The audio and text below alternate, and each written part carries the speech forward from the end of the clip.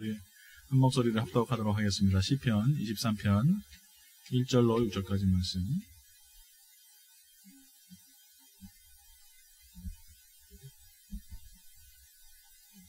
합독하시겠습니다. 시작. 여호와는 나의 목자시니 내게 부족함이 없으리로다. 그가 나를 푸른 풀밭에 누이시며 쉴만한 물가를 가로 인도하시는도다. 내 영혼을 소생시키시고 자기 이름을 위하여 의의 길로 인도하시는도다. 내가 사망의 엄심한 골짜기로 다닐지라도 해를 두려워하지 않을 것은 주께서 나와 함께 하시기가 나를 안위하시나이다. 주께서 내 원수의 목전에서 내게 상을 차리시고 기름을 내 머리에 부으셨으니 내 잔이 넘치나이다. 내 평생의 선하심과 인자하심이 반드시 나를 따르리니 내가 여호와의 집에 영원히 살리로다. 아멘. 잠깐 기도하겠습니다. 하나님 감사합니다. 오늘도 하나님 은혜 가운데 저희들을 불러주시고 또 예배자로 세워주심을 감사를 드립니다.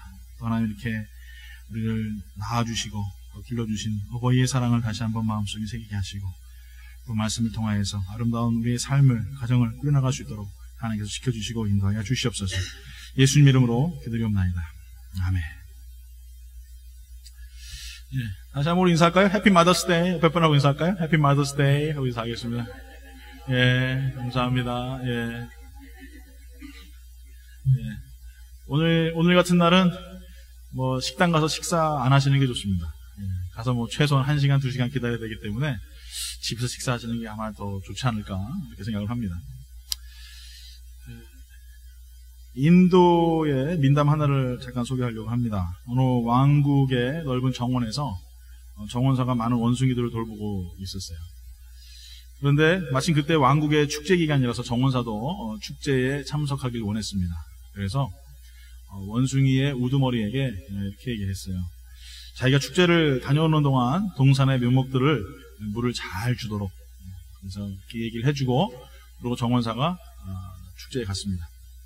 이 원숭이 우두머리가 이제 원숭이들을 쭉 모아놓고 이제 물 주는 걸 가리키는 거예요. 어떻게 물을 줘야 될까 생각해 보다가 나무를 하나씩 뽑아가지고 나무 뿌리에 말라 있으면은 그 나무에 물을 주고, 그리고 안 말라 있으면 물을 안 주는 거라, 이렇게 이제 원숭이한테 얘기를 한 거예요. 정원사가 축제를 다녀오니까 어떻게 됐겠습니까? 나무들이 다 말라 죽어버렸어요. 그럼 말이 됩니까? 물 주는데 무슨 나무를 뽑아가지고 뿌리가 말랐는지 안 말랐는지 확인하고 물 준다는 건 말이 안 되는 얘기죠. 그렇게 정원사가 오고 나서 다 나무들이 말라서 다 죽어버렸다라는 인도의 민화가 있습니다. 여러분, 이 이야기를 들으면서 우리들은 어리석은 지도자가 얼마나 많은 사람들에게 힘들게 하고 어렵게 하는지에 대한 어떤 하나의 예화라고 우리가 볼 수가 있습니다. 여러분, 우리가 마더스데이입니다. 마더스데이라고 해서 우리가 어머님이 자녀를 낳아준 거에 대해서만 우리가 인식하는 것이 아니라 내가 나의 가정 속에서 아름다운 리더자로서, 한 아름다운 여인으로서 자녀들을 가리키고 또 말씀 속에 상고시키며 나아갈 때에 그 자녀들은 그 모습을 보고 자라는 것이죠. 그러나 거꾸로 잘못된 것을 주입시키고 잘못된 이야기들을 나눌 때에 그 자녀들은, 그 가정은 하나님이 기뻐하시는 길로 나아갈 수가 없다는 것입니다. 그랬더니 여러분 부모님들은 정말 영적인 지도자들입니다. 가족의 지도자들입니다. 그렇기 때문에 항상 하나님 말씀 가운데 자녀들을 양육하고 그 말씀 가운데 살아갈 수 있도록 날마다 자녀들을 훈련시킬 수 있는 아름다운 삶을 살아야 될 줄 믿습니다. 오늘 여러분, 우리가 역사적으로 볼 때에도 훌륭한 지도자가 있었을 때에는 나라가 풍성하고 행복한 그런 민족이 되었다는 사실을 우리는 알고 있습니다. 그러나 잘못된 지도자를 만났을 때에 나라가 얼마나 힘들고 어려운지 모릅니다. 지금 한국 기독교를 바라보면서 많은 사람들이 안타까워하고 손가락질을 하는 그런 일들이 있습니다. 어저께 신문에도 충격적인 얘기를 제가 신문을 통해서 봤어요. 그래서 이건 참으로 제가 입으로 담을 수도 없을 얘기지만 참 너무나 안타까운 이야기를 신문을 통해서 대서특필하고 있습니다. 많은 사람들이 손가락질을 해요. 교회 목사님들, 또 교회 지도자들에 대해서 안 좋게 이야기를 합니다. 여러분, 분명한 것은 여러분 어떠한 환경이든지 어떠한 조건이든지 그 리더자가 갖춰야 될 자질과 생각들, 그리고 그 의식들을 통하여서 그 교회뿐만 아니라 가정과 모든 기업과 사업과 모든 삶들이 움직인다는 것입니다. 여러분, 분명한 것은 우리가 어떤 삶을 살고 있느냐, 또 우리가 어떤 리더자와 함께 어떤 인생을 살고 있느냐, 그것은 굉장히 중요한 것입니다. 여러분들의 구역장님들, 또 여러분의 교회를 담당하고 있는 많은 기관장님들, 또 부족한 저 모두가 정말 하나님 앞에 아름답고 충성된 주의 일꾼들로 살아가는 그런 훌륭한 리더자들이 되어야 된다고 저는 생각을 합니다. 그런 말씀을 보면서 우리 하나님께서는 어떠한 삶을 우리에게 보여주시고 계시는가, 우리에게 어떻게 리더자의 아름다운 모습을 보여주고 계시는가 라는 말씀을 통해서 우리가 잠깐 보기 원합니다. 첫 번째, 우리 하나님께서 우리에게 주시는 것은 인도하신다라는 거예요. 하나님께서 항상 우리를 인도해 주신다는 거예요. 이 인도하시면은요, 오늘 본문의 말씀에 두 가지로 말씀하고 계십니다. 그 첫 번째는 뭐냐? 쉴만한 물가로 인도하신다, 이렇게 말씀하고 계세요. 시편 23편 2절에 보니까 그가 나를 푸른 초장에 누이시며 쉴만한 물가로 인도하시는도다. 여러분, 동물의 왕국이라는 프로를 보셨습니까? 제가 어렸을 때 이 동물의 왕국이라는 프로를 봤습니다. 보면은 많은 짐승들이 와서 물가에 모여서 물을 먹습니다. 뭐 짐승들이 무슨 이 나뭇잎도 따먹고, 물론 이제 뭐 여러 가지 많은 음식들을 먹겠지만 가장 중요한 건 이 식수입니다. 그렇기 때문에 이 물에 모여서 다 같이 옹기종기하면서 물을 먹어요. 그런데 놀라운 사실은 뭐냐면은 동물들이 와서 물을 먹을 때 꼭 상위 포식자가 항상 숨어 있다는 겁니다. 악어도 물속에서 눈을 뻐끔뻐끔거리면서 쳐다보고 있고요. 저쪽 숲을 속에는 호랑이 아니면 하이에나 등 이런 동물들의 상위 포식자들이 숨어 있습니다. 근데 오늘 본문의 말씀을 봤더니 하나님께서 우리에게 뭐라고 말씀하시느냐? 물가로 인도하시는데 어떤 물가냐? 쉴만한 물가로 인도하신다. 맘 놓고 물을 먹을 수 있고 맘 놓고 쉴 수 있는 쉴만한 물가로 인도하신다. 여러분, 이 말씀에는 굉장히 우리가 깊은 의미가 있습니다. 여러분, 현대 사회를 가만히 돌아봤을 때 너무나 복잡해요. 요즘에는 정말 굉장히 이 테크놀로지가 잘 발달되어 있어서 이제는 집에서 버튼 하나만 누르면 집의 온도가 오르락 내리락 합니다. 제일 처음에 여러분 밥솥 나올 때 기억하십니까? 압력밥솥. 기억나세요? 깜짝 놀랐어요. 밥솥이 말을 하길래. 딩딩딩 하면서 뭐 계속 치사를 뭐 이렇게 얘기를 하더라고요. 그리고 순식간에 밥이 돼서 나와요. 버튼 하나면 뭐든지 다 됩니다. 요즘에 자동차 키도 안 꽂아요. 키만 여기 있으면은 그냥 차가 시동이 걸려요. 버튼만 딱 누르면. 이런 시대에 우리가 살고 있죠. 전화기 하나로 모든 것이 다 처리됩니다. 옛날에는 은행을 쫓아가가지고 뒷파짓하고 돈을 찾고 이랬었는데 이제는 전화기 하나 가지고 내가 사진 한 장만 찍으면 뒷파짓이 되고요. 또 돈을 또 다시 트랜스퍼할 수 있고요. 너무나 쉬운 세상에 살고 있어요. 그런데 여러분 더 바쁘지 않습니까?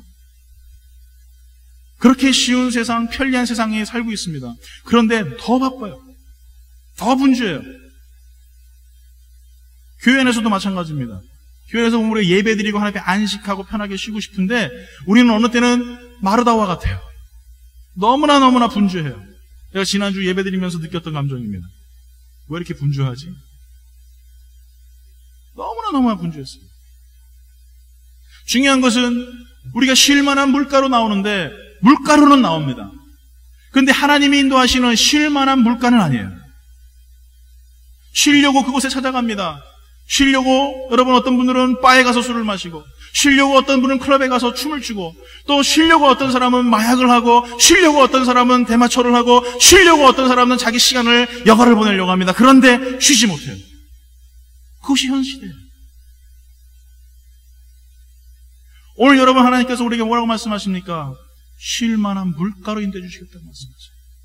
상위 포식자가 우리를 노려보고 있어요. 악한 마귀가 우리를 잡아먹으려고 합니다. 쉬려고 하면 쉬지 못하게 우리가 분주함을 던져주고요. 우리가 정말 초조한 삶을, 스트레스 받는 삶을 만들려고 자꾸 마귀는 노력합니다. 그런데 여호와 하나님이 나의 목자시기 때문에 그 누구도 덤비지 못하는 거예요.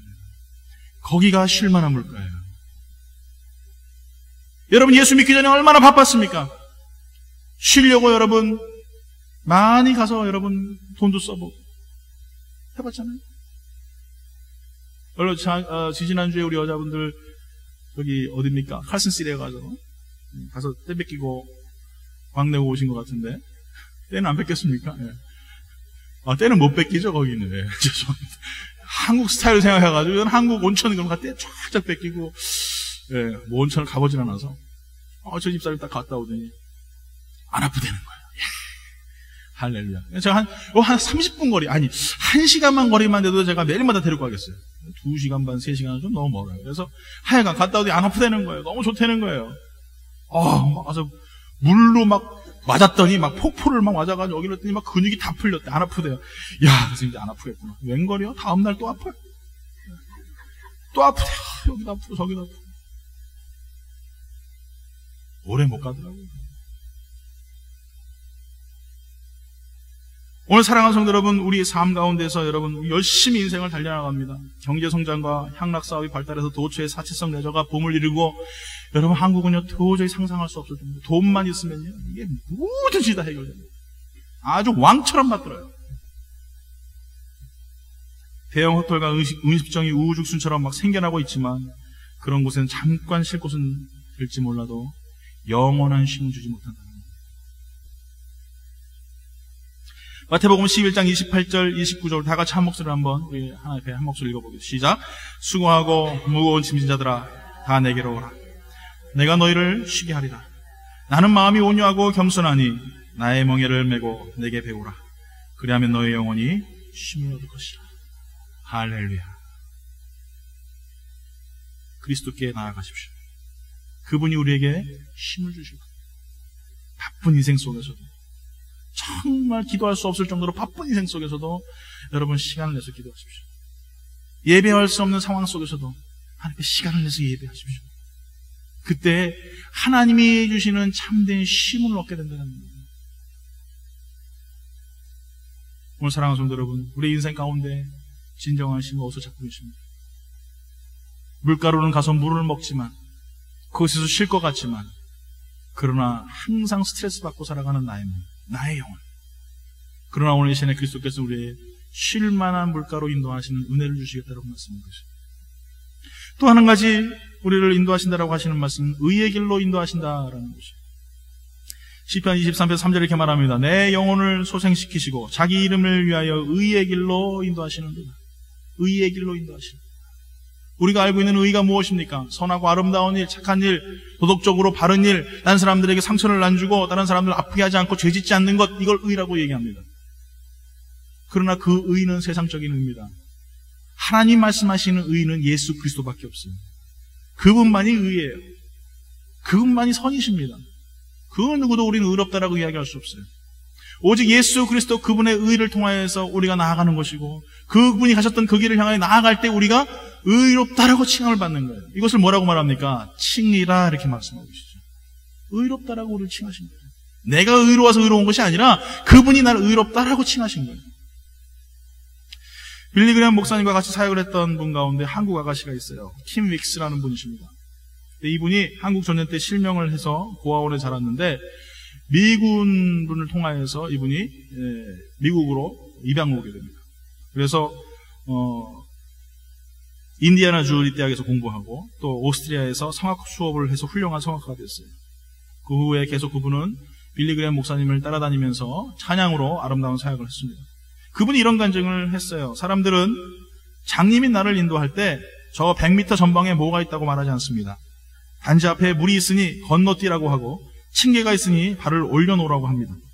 인도하시는 분을 믿고 내가 한 걸음 한 걸음씩 걸음을 옮기기만 하면 항상 나는 가고자 하는 목적지에 꼭 도달하게 됩니다. 저는 하나님이 우리를 인도하시는 방식이 꼭 이와 같다고 생각합니다. 우리는 알 수 없는 우리의 미래 때문에 답답해하지만 우리는 10분 후도 알지 못하고 알고자 할 필요도 없는 존재라는 것을 깨달아야 합니다. 여러분 인정하십니까? 여러분 우리가 지금 걱정하고 고민하는 것은 먼 미래 때문에 걱정하는 거예요. 나의 자녀가 대학교를 갈 수 있을까? 명문대학을 갈 수 있을까? 나의 미래가 어떨까? 나의 집은 어떨까? 계속 이런 것들 때문에 계속적으로 걱정한다는 거예요. 그런데 사실상 10분 앞도 바라보지 못하는 것이 우리 인생이에요. 그것 때문에 우리는 걱정을 합니다. 그것 때문에 우리는 근심을 합니다. 오늘 여러분 킴 윅스 이 사역자가 말하는 것처럼 한 치 앞도 바라보지 못할 때 우리는 저 앞에 100m를 이야기하는 것이 아니라 바로 내 앞에 있는 문제에 먼저 우리가 물어보라는 것이에요. 여러분, 우리의 인생을 살면서 하나님 앞에서 먼저 가장 중요한 것은 하나님, 내가 당장 무엇을 어떻게 행할까요? 라는 고민이에요. 이것이 잘 되어 나갈 때에 앞으로 나의 미래 또한 성공할 수 있는 삶을 살아가는 것입니다. 이 질문은 무엇입니까? 내가 지금 예수님을 잘 믿고 있습니까? 라는 거예요. 의의 길로 걸어가고 있습니까? 라는 거예요. 좁은 길로 걸어가고 있습니까? 라는 그 질문이에요. 그런데 우리는 항상 그 질문을 던질 때 글쎄요 라는 그런 대답을 할 때가 참 많죠. 내가 정말 의의 길로 간다고 하지만 사실상 내 욕심과 내 욕망과 내 자아가 앞서가는 길, 나의 생각과 나의 의지들이 앞서가는 길이 얼마나 많이 있습니다. 예수를 잘 믿는다고 하지만 사실상 그렇지 아니하는 나의 이 내면에 있는 석하고 악하고 더러운 죄악의 모습들 때문에 얼마나 많이 우리가 하나님 앞에서 멀리 떨어져 있는 것 같은 삶을 사냔 말이에요. 그래서 오늘 예수님께서는 오늘 이 시편 기자에 말씀하신 것처럼 하나님께서 우리를 의의 길로 인도하시는 분이십니다. 우리가 우리를 인도하는 것이 아니에요. 소경이 소경을 인도해서 저 구렁텅이로 빠지는 것이 아니라 하나님이 나를 인도하시는 거예요. 바른 길로 인도하게 하시는 거예요. 그리스도 가신 그 길을 걸어가게 하시는 거예요. 오늘 여러분, 인도하시는 분은 오직 하나님 한 분이시라는 사실을 우리는 기억해야 될 것입니다. 그분을 바라보면서 우리의 삶을 여러분 전적으로 맡기십시오. 나의 생각과 의지들을 전적으로 맡기시고 그분이 원하시는 삶을 살아갈 수 있도록 나를 내어드리십시오. 그럴 때 내가 의의 길로 걸어갈 수 있는 그 놀라운 축복이 우리 삶 가운데 이루어진다는 사실입니다.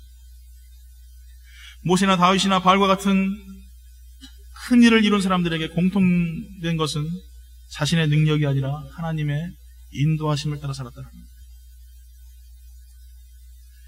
여러분, 모세는 광야의 도망자로 그냥 인생이 끝날 수 있었습니다.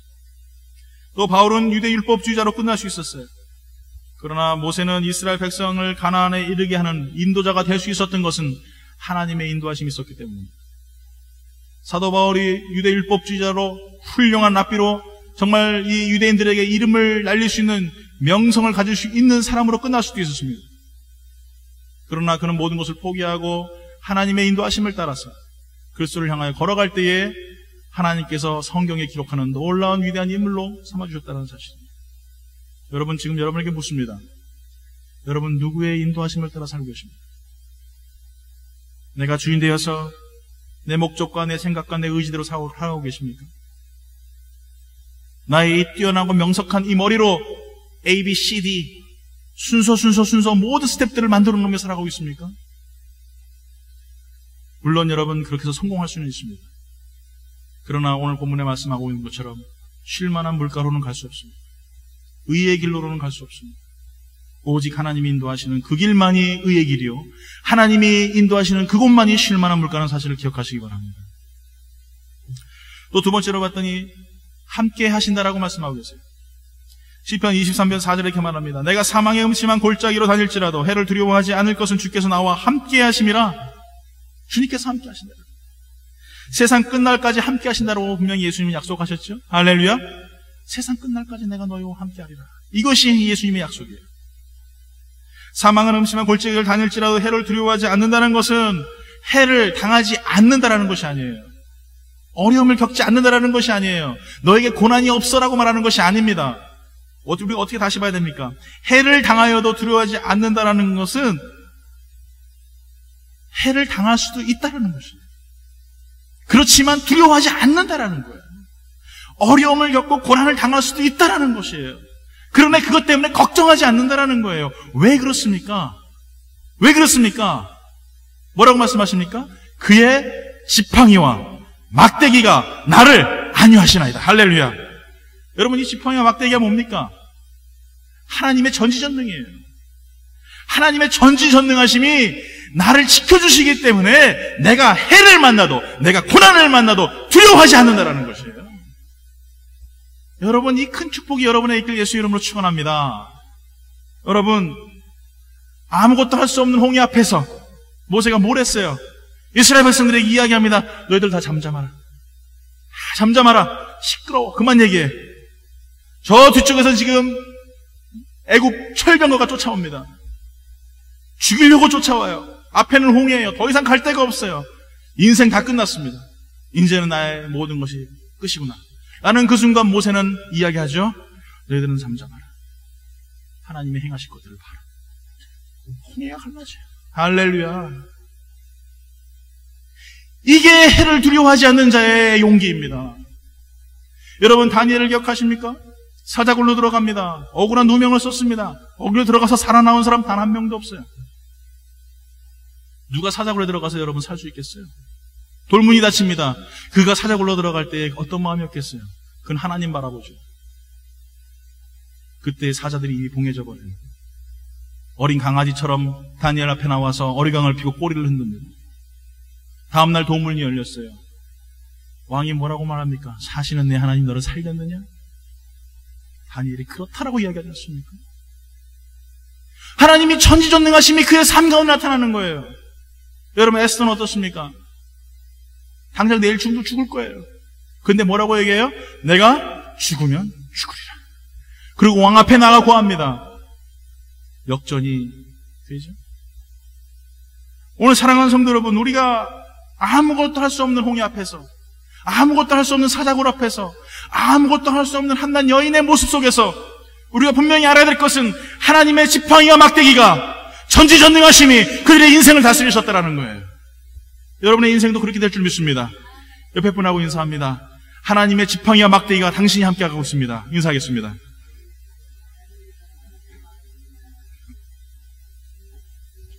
그 지팡이가, 막대기가 홍해를 갈랐습니다. 할렐루야. 그 지팡이와 막대기가 사자들의 힘을 봉해했습니다. 그 지팡이와 막대기가 에스더를 살리는 놀라운 축복의 역사가 일어났어요.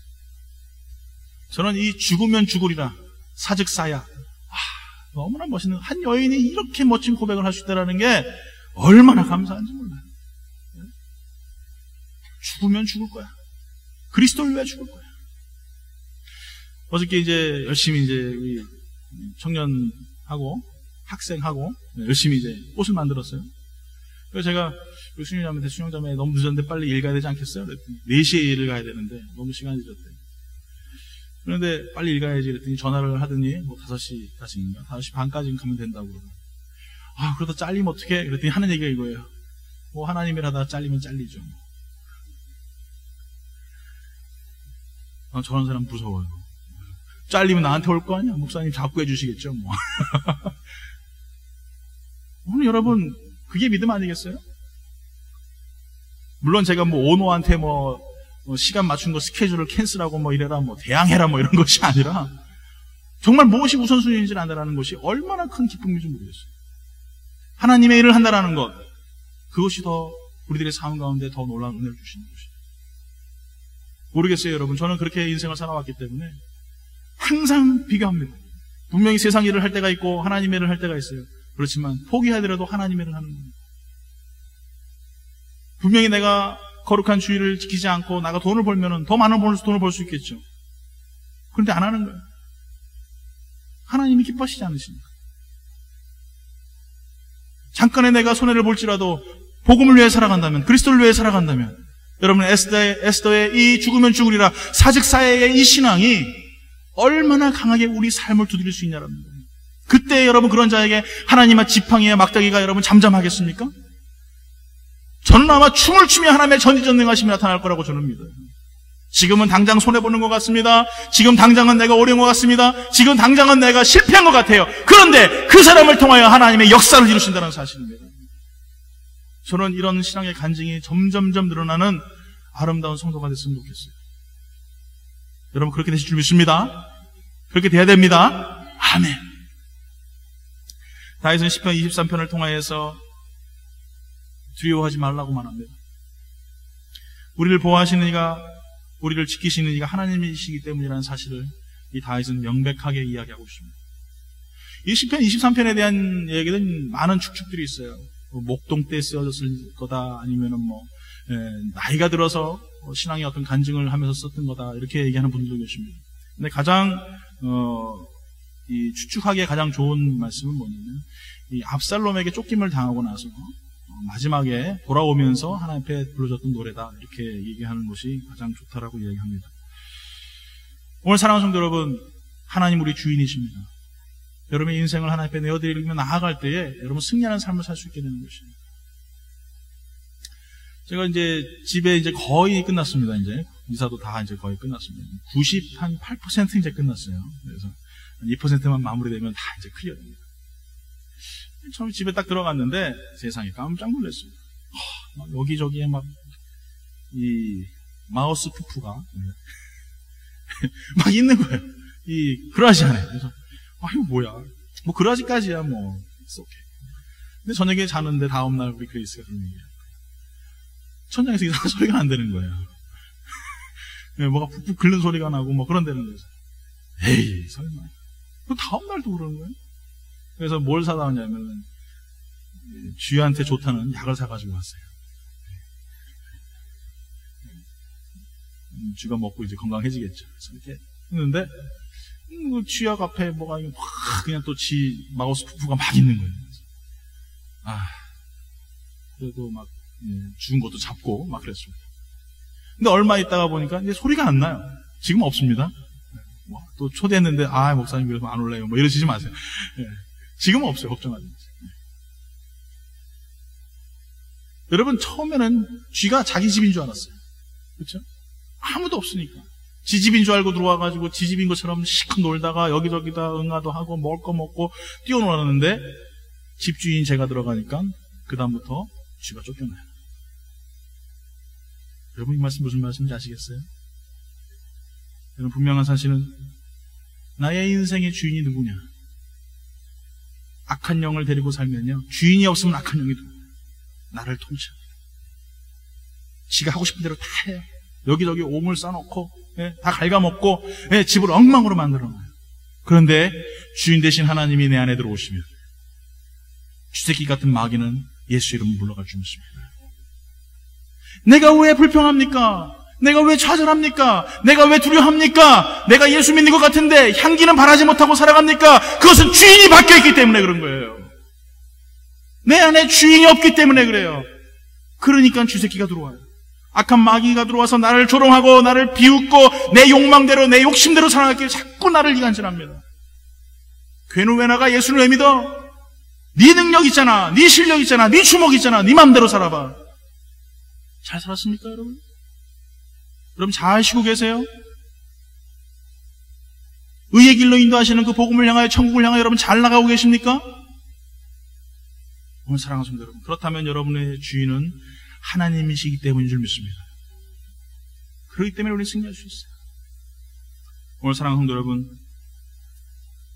연약한 인간이었던 다윗은 시편 23편을 치면서 여호와 나의 목자, 그분이 나의 주인 되시고 나를 쉴만한 물가로 의의 길로 인도하시며 원수의 목전에서 상급을 베푸시며 나와 함께 하신다는 그 약속의 말씀을 쓸 때에 그의 가슴이 얼마나 뜨거웠겠습니까?